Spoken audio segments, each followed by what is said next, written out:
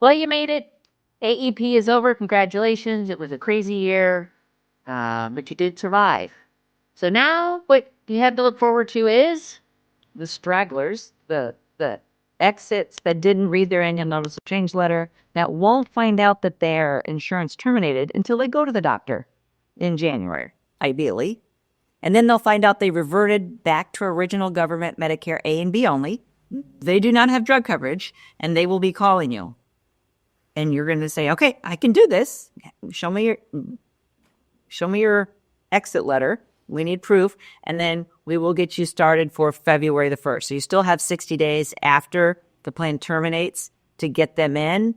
And unfortunately, a lot of people don't read that letter. A lot of the clients are older. They don't read their mail. I mean, let's be honest. I don't like to read my I don't want unread mail. Yeah, I don't want to read my mail. This is something that you might want to put out in your social media posts for those of us that are trying to raise our parents, is that a lot of our parents don't read their mail. And like if you're seeing your family during the holiday, like ask your parents, be a little bit more involved with your elderly parents, because they're like, yeah, I never have to do anything. It always just re-enrolls and I get new ID cards. And there's going to be 1.3 million people that won't happen for.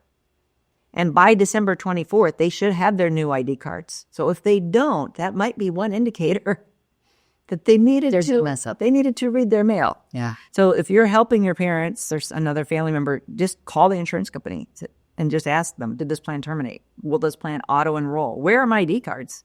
It's the end of December.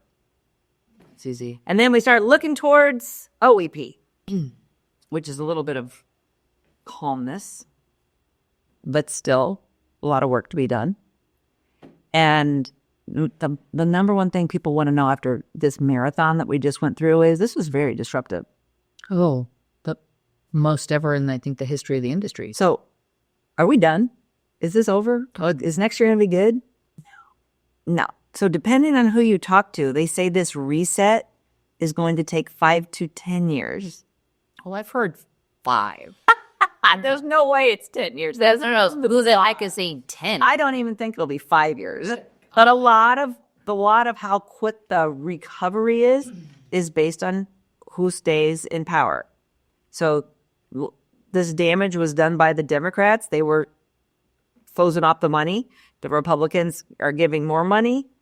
Will the Republicans retain in office for 3 more? Well, definitely 3 more years, but past 3 years. What happens after Trump? Does it go back to the Democrats, in which case we go back to the slim days? Or will it continue with Republicans, in which case the funding for Medicare Advantage will increase? So I don't want people to have unrealistic expectations that this nastiness is over. It's going to continue at least for another couple of years. One of the things that I don't know, and I can't find the data, is how many plans the government, CMS, allows a company to exit a year. Because I know they won't just say, hey, we're going to ditch 5 million people. They don't know what. There's got to be a parameter. And I know there is. I can't find it. But I am extrapolating because Aetna got rid of 600,000 members last year. And United picked that same number, 600,000.